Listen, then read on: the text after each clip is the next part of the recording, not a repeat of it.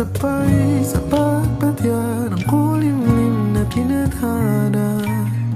Di magmamaliw ating mga gunita, saranggola ay lilipad sa kahil na kalangitan.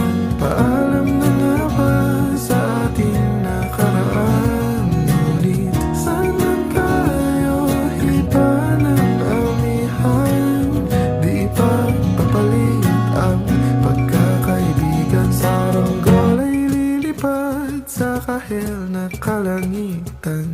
Paalam na nga ba sa ating nakaraan, ngunit saan tayo iba ng amihan. Di pag